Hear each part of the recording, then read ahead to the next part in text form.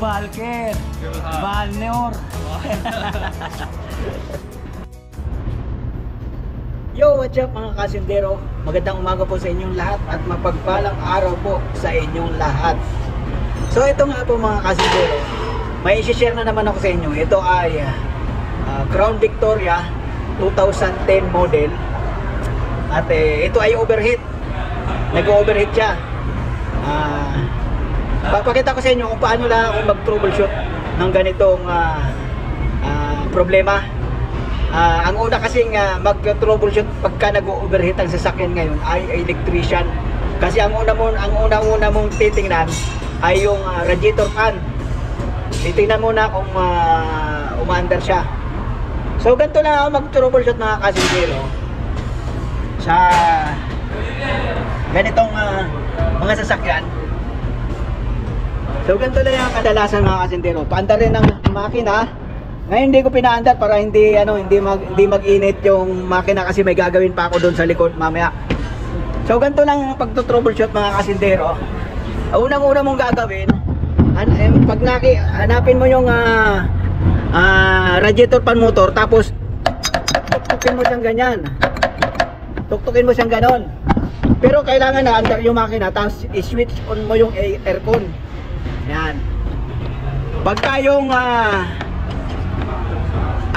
carbon brush nya maikli, pag tinuktok mo ganyan, aandar yung radiator fan. So isa yon sa una mong gagawin. At pagkatapos kung hindi pa rin siya umandar, kahit anong tuktok ang gawin mo, ito naman ang titingnan mo diyan. Ito naman ang titingnan mo, itong sakit. Yan, titingnan mo yan kung sunog. So okay naman siya, hindi naman siya sunog. Tapos kasi ito control, radiator fan control unit, yan.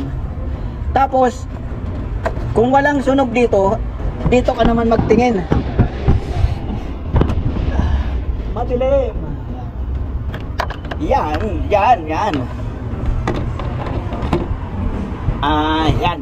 Itong wire na to papunta to sa motor. Papunta sa motor yan. So ito ang titingnan mo naman. O tingnan nyo, sunog, ayan o, sunog siya.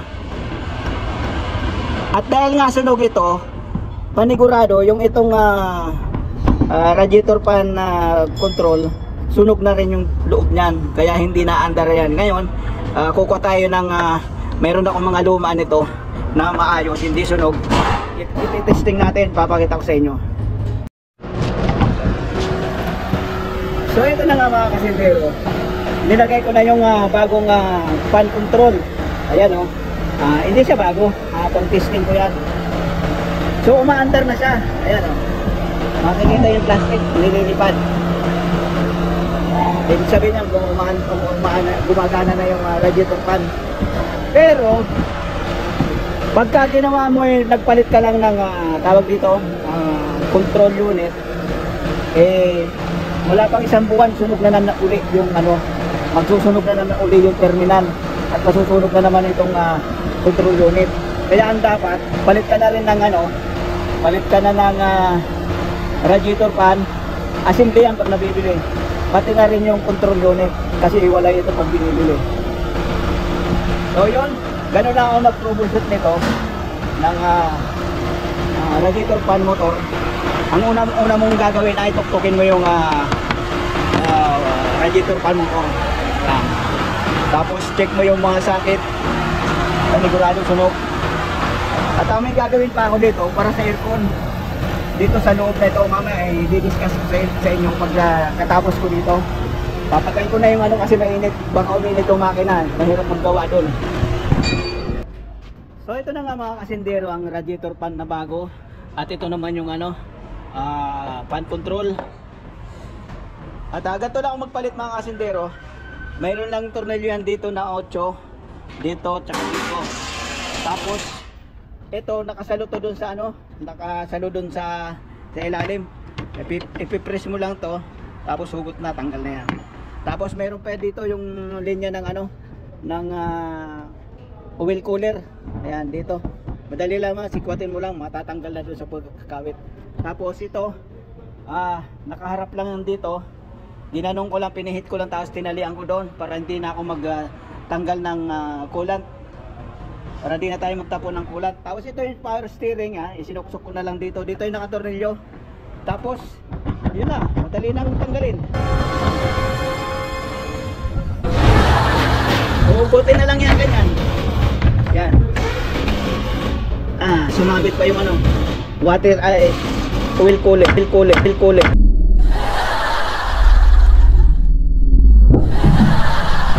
Right po. Ugot na.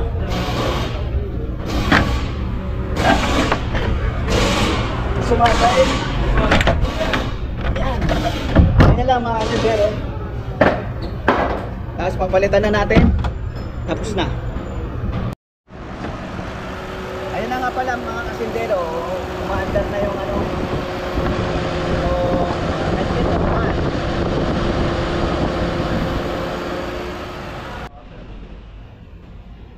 So yun na nga mga kasindero, nakabit na natin yung radiator fan. Ito pa ang isang problema nito, meron din problema sa aircon. Ganito, papakita ko sa inyo. Yan. I-on natin yung aircon. Yan. Tapos, ang problema nito mga kasindero ay yung hangin wala dito. Ayan, wala dyan. Nandito sa taas. Yan. Yan. Nakikita nyo yung yan. Nandyan yung hangin. So, ituturo ko sa inyo kung saan ang problema. Patayin ka agad natin kasi baka uminit yung makina, ang hirap dukutin yung. So ito nga mga kasindero ang problema nito, yung sa aircon. Ayan, ituturo ko sa inyo. Sana nakikita nyo. Ito teka lang, ayusin natin yung ilaw. Ayan, kita nyo na. Itong hose na maliit na ito ay putol. Ayan. Yan, vacuum kasi yan eh. Tapos ayun yung karugtong toto. Ito, putol siya. Palibasa nga totally nandun na sa ibabaw yung hangin, kaya putol na ito. Meron kasing trouble na tawag dito, hindi siya putol, may mga crack lang siya, crack, may singaw.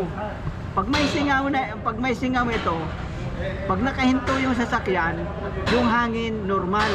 Pero pag tumakbo na siya ng 60 pataas, yung hangin pumupunta na doon sa taas. Yan, ganun yung trouble na isang trouble nito. Pero ito totally putol, kaya ito ayusin natin yung linya na yan. Tapos yun na, ayos na yan.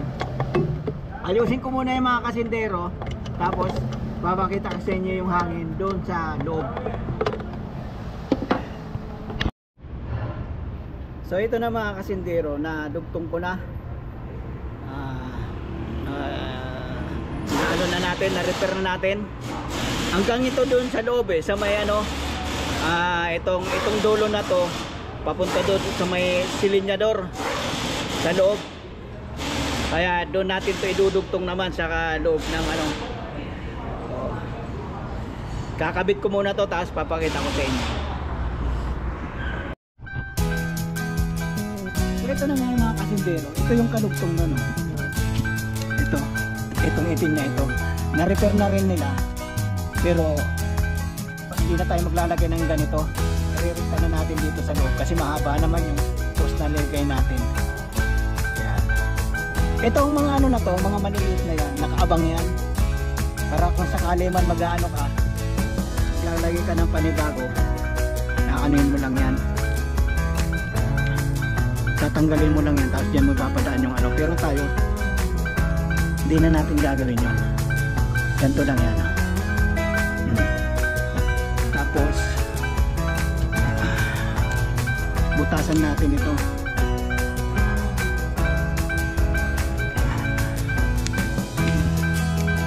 Kasi pagka di mo ibinalik tong rubber na ito, papasok yung init ang makina, papasok sa loob. Butasan natin, tapos ipabadaan natin yung ginawa natin.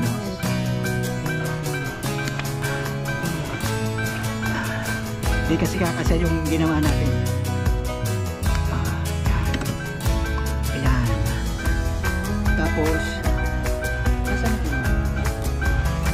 ito yung ginawa natin. Ayan. Papapasukin natin yan dyan. Yan. Yan.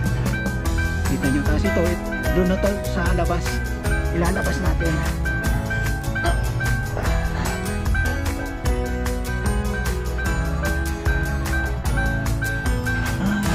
Balastot kasi yung nalagay natin. Kaya naman natin. Walang ibang mahanap eh.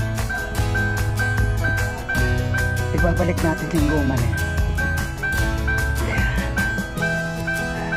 Ayan. So okay na. Ikakabit naman natin ito dito. Yan. Diyan naman.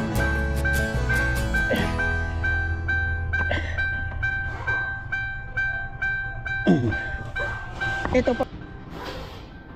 So yun nga mga kasindero, nakabit ko na yung hose. Ha.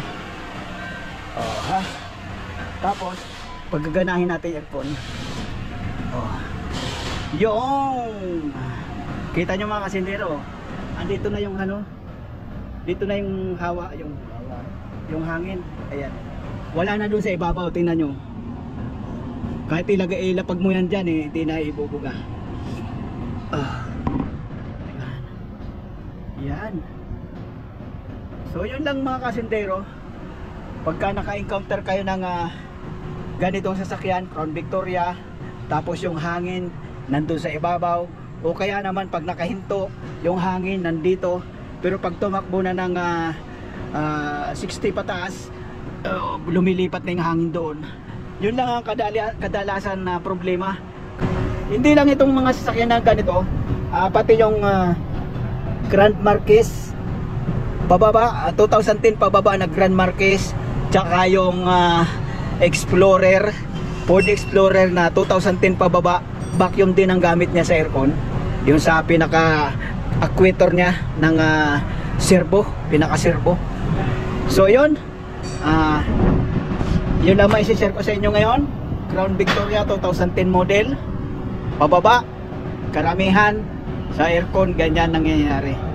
Yung hangin lang yung ano ng hangin, yung servo ng hangin. Kasi yun nga. At so yun lang nga mga kasintero, hanggang dito na lang ang ating video. Sana ay may natutunan din kayo sa ating munting video na ito. At nagpapasalamat uli ako sa inyong lahat, sa inyong mga pagsubaybay. Maraming salamat po. God bless po. Bye bye.